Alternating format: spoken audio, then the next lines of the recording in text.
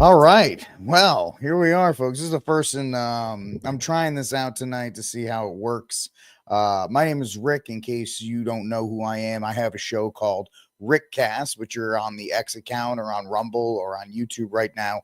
And so I touch all four corners of the internet, and I love film and entertainment. As you can see, I'm in my projection booth. I was a projectionist for a couple years in my youth, and so movies have always had a special place in my heart. And so we're here, and I'm doing this for a couple reasons. I'm completely honest with you. A, I like to talk about these things while they're fresh in my head. And B, I hate like recording stuff because I always do it terribly. So might as well hang out with you wonderful folks here tonight, as well as get our review for Daredevil episode 3, Hollow is Thy Hand, I believe is the name of it. And so that's it's interesting because this is going to be a spoiler review. So if you don't want any spoilers for Daredevil season 3 or season 4, anything in this this season, I'm going to be spoiling it. So yeah, you might want to just get ready for that. But to give you guys a little ADD help, I'm going to give you some video footage as well, because it's not really great to just kind of watch me the whole time. So let me see. Let me get this up. I should have had this up before, but I don't really care. So episode 3 is a little bit of a slower episode, you would say, than everything else, because you had the two-parter that was kind of just out of the gate trying to get stuff reestablished. Obviously, there were the big things that happened that people were interested in. And so we're now kind of settling into season 3 as it's supposed to be. The first 2 episodes, I think we were all kind of just worried about, will it keep the tone? Will it be any good? Will the sheen of Marvel, or I'm sorry, Disney, kind of just be all over this thing? That sheen of just very clean cut and not very enjoyable, because it doesn't have the grittiness of the Netflix show. And so I think we all kind of agreed that it's not ever going to be the Daredevil show. It's not going to be Netflix, right? We're all in agreement with it. I think we all kind of just agreed it's going to be like that. Hold on. Let me get that music out of there. Boop.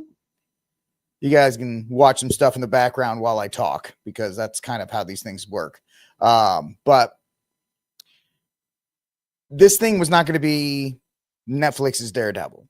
It never was going to be. It's impossible. It just can't do it. However, I'm kind of the mind, and maybe I'm just one of these people that Disney's looking for.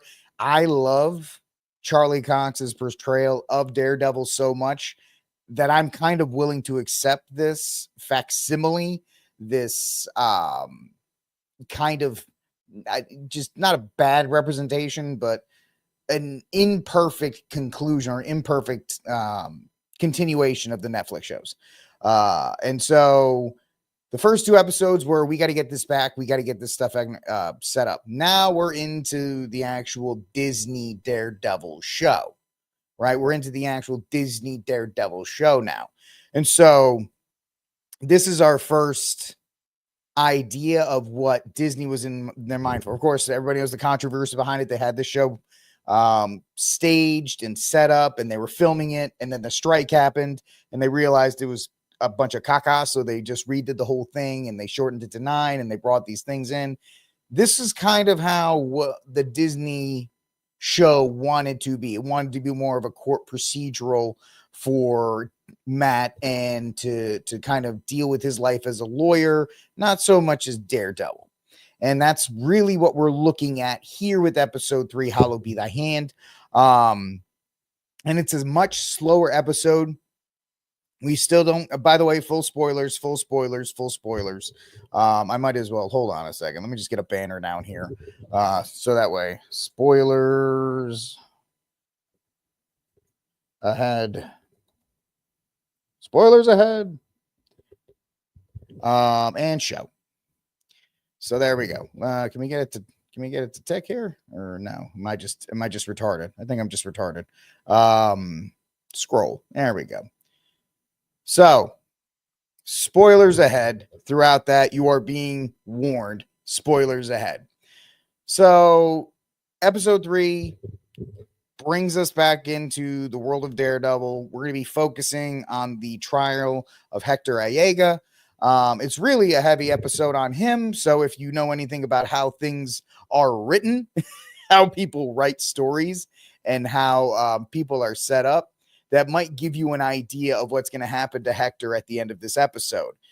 If you have any idea, if you watched any kind of TV for any amount of time. But this episode comes after the 2-parter, and now we are into it, like I said before. So the show is setting up a couple different tracks that it's going to want to follow. In this episode, the 3 tracks were Murdoch's trial, Fisk's and Vanessa's, their relationship, and then the third track is this omnipresent feeling of the Punisher. What do I? You're gonna see throughout this episode if you watch it. And I first of all, my ratings are not very high; they're pass fail. What can I say? I like things easy. This episode passes. An episode is gonna be really bad for me to fail it. But throughout this episode, if you watch it, you will see the presence of the Punisher, even though he's not there. You have a couple guys with Punisher in the last episode, episode 2, we had Punisher tattoos. We see more Punisher tattoos on necks. We see Punisher tags all over walls, all over the city. And it's going to actually continue through that theme throughout this episode. But the episode is an interesting contrast, because if you remember in season 2, when Frank Castle was on trial, and they used the trial as a way to contrast Frank Castle and Matt Murdock and their personalities and their vigilante ideas and their duty behind each, right? You know, Frank thought the idea was to take them all the way, take them out, and that's how justice is served. Matt was above the, following the law, making the system work, and so forth. So this one, and that's how they use that beautifully woven into the first 4 episodes of season 2 are their strongest points. But they go back to that well, and it's a great well. If you have somebody like Matt Murdock who has the ability to contrast the alter ego and his secret identity, which I am enjoying more of. I like the fact that this show is allowing Matt to breathe, because a lot of shows have the problem where they're just like superhero all the time. Super. Don't worry about the secret identity. Or even, as we kind of made fun of in the MCU, nobody really cared about secret identities. Like Tony Stark, I'm Iron Man, Captain America, blah, blah, blah. I like the balance of having Matt in his Matt Murdock persona, which is the mask, right? Daredevil is who he is. He's established this throughout his life. Matt Murdock is his mask. As he goes about his business in this trial, he is arguing with himself as much as he is defending Hector Ayega, because Hector talks about the fact that his duty to be the White Tiger, it picked him. It's what he is. It's his calling. And of course, we contrast this with Matt, who is given up the mantle of Daredevil after the events of episode 1. And he is fighting to convince himself that it was the right decision, that we don't need vigilantes, that we have the system, and that the law works, and all these other things. And so we see through Hector's influence the beginning of that spark of maybe Daredevil needs to be brought up again. Once again, spoilers ahead. Hector, White Tiger gets, he gets offed at the end of the episode. He's out there doing his White Tiger thing, and he just gets offed by somebody. Somebody who is wearing the classic Punisher outfit. He got hit with he got hit with a 1911. And the last shot of the episode is Frank. It's you're supposed to make you think it's Frank Castle walking out after taking out Hector Ayega, the White Tiger, who won his court case, by the way. So there's the court drama is actually really good. So let me focus on the trial first before I get to that, now that I've kind of gotten ahead of everything. The trial starts. The big thing is they got to get that witness, Nikki Torres, to come on the stand and verify that he was the reason that Hector Ayega stepped in. because he was being beaten up. Nicky Torres, because he's a druggie, he just flakes out. He's a complete nutter. It's an absolute fail. The trial looks like it's going to be absolutely, it's going to be, Matt's going to lose and it's going to be terrible. So Matt throws a Hail Mary. And of course, I'm using the Catholic term as intended. And he reveals to the court that Hector Aega is the White Tiger. And then they use the vigilante defense and saying, hey, he's a hero. And that's why, police say he's a hero and citizens say he's a hero and all these other things. And he is arguing for, and it's interesting because Matt is arguing the case for vigilantes as he's hiding himself from being a vigilante. So that I like how the writers did that. I don't want to give the writers too much credit because it is Disney, but that is a nice little thing that he is arguing in the defense of vigilantes as he is forcing himself not to be one. Anyway, the court is won over by this argument and they go, oh, well, he's not guilty on all counts. I thought he was going to get guilty on one of them, but he's not guilty on any of the counts. And so he's let free. And the White Tiger at the end starts going out to be his vigilante ways. Apparently, he's not very good at being a vigilante because he doesn't watch the corners, which is the first thing they teach you in vigilante school is mind your corners. You don't want to run blindly into them like Lucas Boken. But he doesn't. He runs into him blind and he just gets taken out by a... The show is trying to be too clever. They want you... Maybe it's going to be right. Maybe I'm wrong. They want you to think it's Frank Castle. Because he's got the coat, he's got the symbol, he's got everything. And it's been alluded to throughout the show with the tattoos and the tagging, and he's everywhere, right? The spirit of the Punisher is everywhere. And then it apparently he has returned because of the vigilante, because of this this miscarriage of justice, which would be strange. But that's what happens there. So we have that case going through. And it's very interesting to see that as it goes, because it shows Matt thinking on his feet, using his instincts as a lawyer. He does get a good jab in at the police officer that by the way, the police officers from episode 2, they lived, even though Matt beat the snot out of them. He gets his digs in at the cop that he beat up, got beat up by a blind man. And so you have that. That's the court case. Matt's going to learn about the death of Hector Aega in episode 4, we're assuming. And I guess that means he's going to have to go out and hunt down Frank Castle. And I guess that's how they bring Frank Castle in.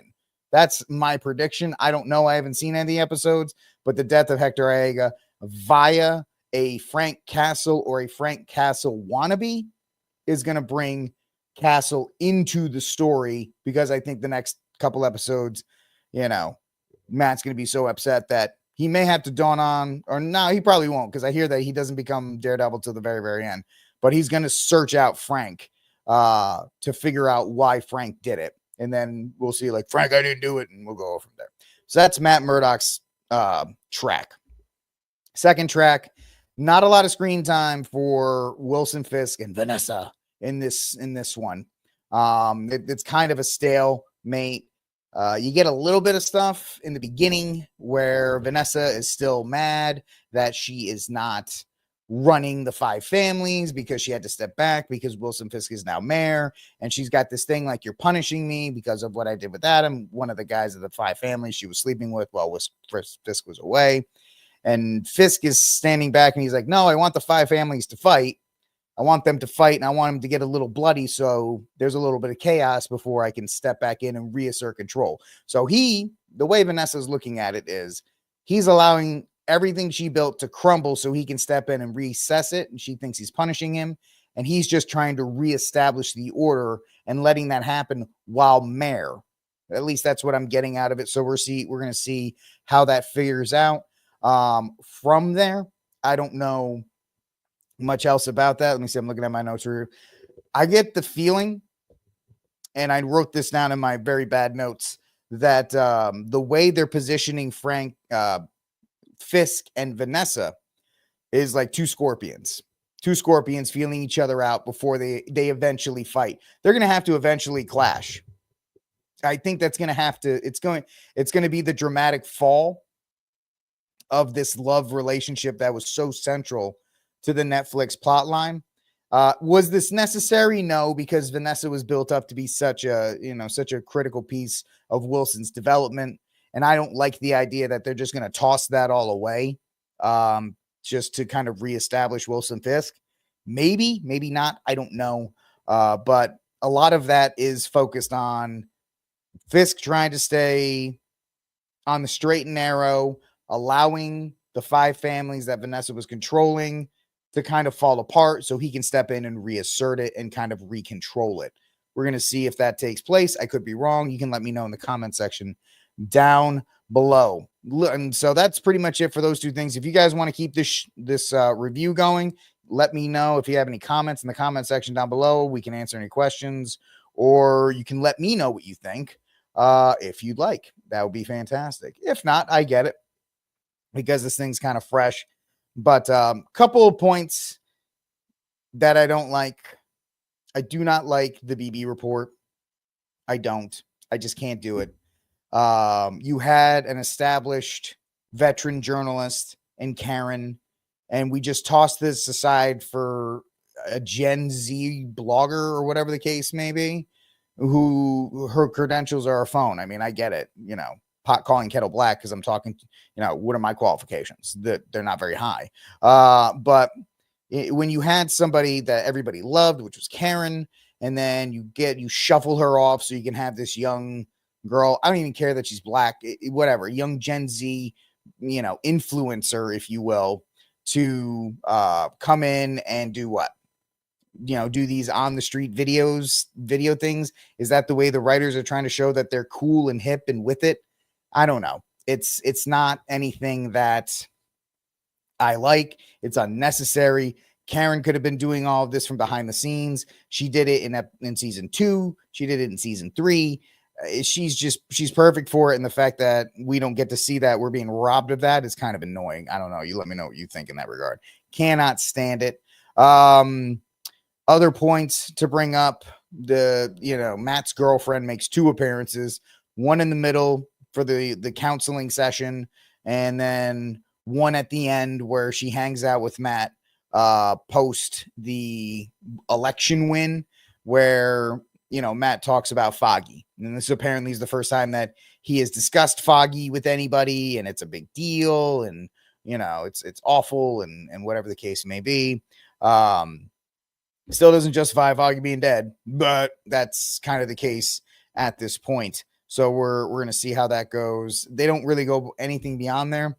They use a very interesting term, hallowed be thy hand, which is the Catholic hallowed be thy name from the Our Father prayer that Catholics say. So the writer's trying to be, and then there's another, some Catholics are going to get mad at me for even referencing this. The only other reference that I get from that, and if you're a Catholic and you know what I'm talking, and you know something, let me know in the comment section down below. There's a song called Eagle's Wings, and there's a part of it called Hold You in the Palm of His Hand. So it sounds, Hollywood Catholicism is essentially Beatles lyrics, and it seems like they heard those 2 things and tried to smash them together so it sounded Catholic, but it's not Catholic. Once again, no Catholic imagery here. I know there was a couple people online, much smarter, much better, well-known than I am, trying to say that the Catholicism is there. Well, guess what, folks? Zero Catholicism.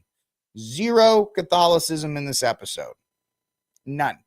I'm sorry. There's a little bit of Catholicism because the White Tiger actually had a crucifix in his house, unlike Matt Murdock. Matt Murdock can't have a crucifix in his house. The White Tiger can. Nothing else.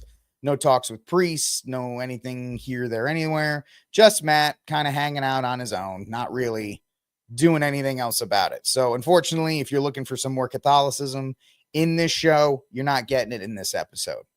I know people like myself were mentioning it, and then much, you could say smarter people, and I wouldn't disagree, said that I was stupid and that it's there.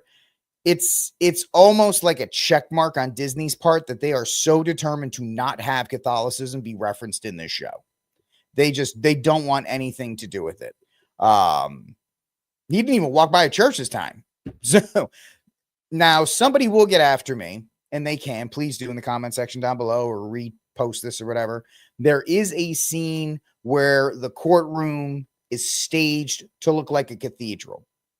With the way the lights are shining in, nobody else is in there. Matt's in a pew. He's in one of the rows. It's made to look up like a pew, and he's just there for a moment, kind of just sitting there, almost praying.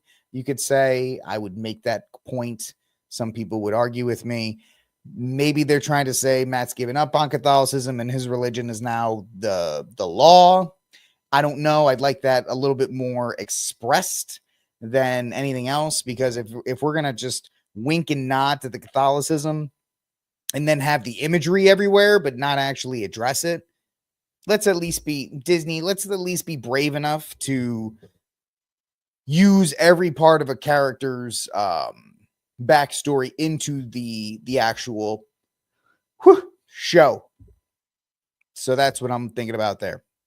That's my thought as a Roman Catholic. And one of the things that drew me to Daredevil was the fact that he was a Catholic who was struggling with these things that all men struggle with. Of course, I'm not blind, but the senses of violence and all these things that we as Catholics have to not internalize, but deal with on a day-to-day basis.